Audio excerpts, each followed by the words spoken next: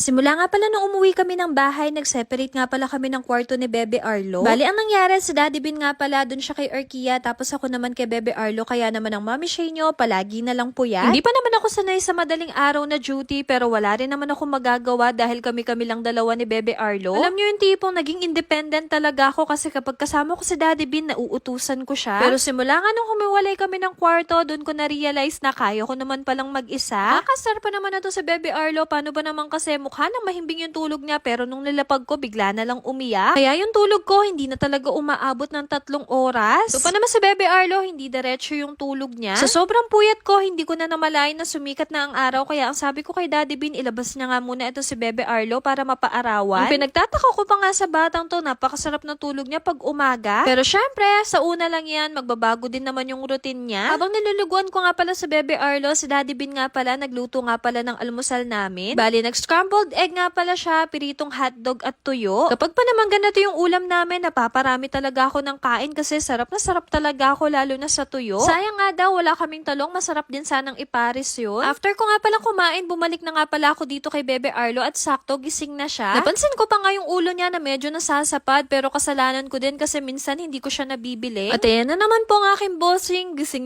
na naman. Apakasarap pa naman, lalo na itong kilikili niya. Kasanayan ko na nga din pala siyang itami time every morning. Bali, nagtatagal siya ng mga 10 minuto dyan. Tapos, pinatulog ko na rin para maski papano makapagpahinga ako. Naisipan ko na nga rin palang sumilip dito sa kabilang kwarto at nagpapaantok na nga rin itong si Ate Arkia. Grabe, sobrang miss na miss ko na talagang katabi itong anak ko pero wala rin naman akong magagawa. Nirecommend kasi ng Pidja na paghiwalay na muna sila habang nagpapalakas pa itong si Bebe Arlo. Nung nakatulog na nga pala si Arkia, nakisuyo nga pala ako sa kanya na ayusin naman niya tong fridge namin. Hindi ko na kasi mabilang kung ilang weeks na nga nasa kahon na tong mga stock namin at hindi pa nga nailalagay dito sa ref. Alam nyo naman, sobrang nabisi talaga kami at 1 linggo nga kami sa ospital. Halos ito nga mga pinagbibili namin, ito yung mga drinks na binabaon ni Arkia sa school. At hindi pa nga nababawasan dahil nga pinagpahinga ko na muna siya at hindi ko nga rin siya pinapapasok. Mas okay kasi talaga na makapagpahinga siya at fully recovered siya bago siya pumasok ng school para hindi na rin siya makapag-spread ng virus. Alam nyo naman, nasa junior nursery pa lang sila at sobrang babata pa nila. Medyo nakakalungkot nga lang kasi nga 3 weeks na siyang hindi pumapasok pero ganun talaga kesa naman magkasakit siya. Kaya lagi ko sinasabi sa kanya, bawi na lang siya next pasok niya. Pero ang ginagawa namin, tinuturuan nga pala namin siya sa bahay at buti na nga lang yung mga books niya pinauwi sa kanya last time. And ang paborito nga pala niyang ginagawa ngayon ay mag-color. Nakakatuwa lang kasi nagko-construct na rin siya ng sentence kaya nakakausap na talaga namin siya ng maayos. Kuwera na lang talaga kapag wala siya sa mood, talagang sumusumpong talaga yung pagka-Chinese niya. Huwag niyo na nga lang pala pansinin itong pag-organize ng Daddy Bin kasi maski ako naguguluhan. And nasanay na rin kasi talaga ako sa kanya sa pabara-bara niyang paglalagay kasi para sa kanya goods na yan. At syempre, hindi mawawala ang pinaglalaban naming happiness. Sobrang sarap kasi neto after kumain. Then fast forward, pasado 9:00 na nga sa mga oras na yan at nagkahayaan nga kami ng Daddy Bin na pumunta sa kumari namin. Alin nga pala sila ng Norway and feeling ko nagkikrave sila ng Kapampangan food kaya naman nagdala kami ng nanang. So ayan, pagkadating nga namin, pinanggigilan ko na nga itong inaanak namin na si Tino. Alam nyo ba, nung pinagbubuntis ko sa Bebe Arlo, pumapasok talaga siya sa panaginip ko at hindi ko talaga maintindihan kung bakit. Siguro dahil sobrang nakikitan talaga ako sa kanya kapag ini-story siya ng mommy niya. At tingnan nyo naman kung gaano siya kagwapo lalo na kapag nakasmile. Kaso nga lang, hindi ko lang talaga siya matagalan kasi tingnan nyo naman, napakatimba. Uulan nyo na lang kung nakailang minutes akong karga-karga siya. So ayan nga pala yung mommy niya, si Mommy Christine. Hindi na nga rin kami nagtagal sa kanila at umuwi na nga kami ng bahay at natambakan na nga ako ng mga parcel. Napakatagal na nga ng mga to at ngayon ko pa nga lang maa-unpouch. Bali, binilhan ko nga pala ng mga assorted clips si Arkia. Alam nyo naman, sobrang hilig niya talaga sa clips at hindi siya umaalis ng bahay pag hindi namin siya iniipitan. Kaya naman sa mga naghahanap ng ganitong klaseng clips, ilalagay ko na lang sa comment section yung link. The next ko naman ipapakita sa inyo yung mga binili kong bubbles. Actually, nagkamali si seller dahil yung request ko sa kanya ay dinosaur. Pero wala, no choice na rin naman tayo dahil nandito na kesa naman ibalik ko, pwede na rin to. Pati nga yung mga loot bag sa Orange Up ko na lang din binili para hindi na rin hassle. And then fairness naman dito sa mga na-check out ko, napaka-cute. Bali, ang bala kasi namin pag-birthday namin siya sa school kaya bumili nga pala ako ng panglalaki at pangbabae. Hindi pa nga kami nakakabili ng mga candies and chocolates kaya sabi ko kay Daddy Bin, tignan namin kung gaano siya kalaki para alam namin yung bibilhin namin. And sakto lang naman, hindi siya ganong kalaki, hindi rin siya ganong kaliit and sobrang cute talaga niya. Tignan nyo naman, nakasmile yung mga dino. Then ito namang next ay papakita nako, sa akin nga pala to, alam nyo naman, nahihilig talaga ako sa mga terno pajama. And this time, yung napili ko nga palang design na itong mga puso-puso. Napakabait nga ni seller at binigyan pa nga niya ako ng free medyas. Tapos, ganito nga pala yung itsura ng napili ko. Napakaganda nga ng tela na to, napaka-comfy and silky. And isa pa nga pala sa nagustuhan ko dito, bukod sa may terno na siyang pajama, meron din siyang shorts. Kaya naman kung naghahanap kayo ng mga terno pajama na affordable, ilalagay ko na lang din sa comment section yung link kung saan ko to nabili.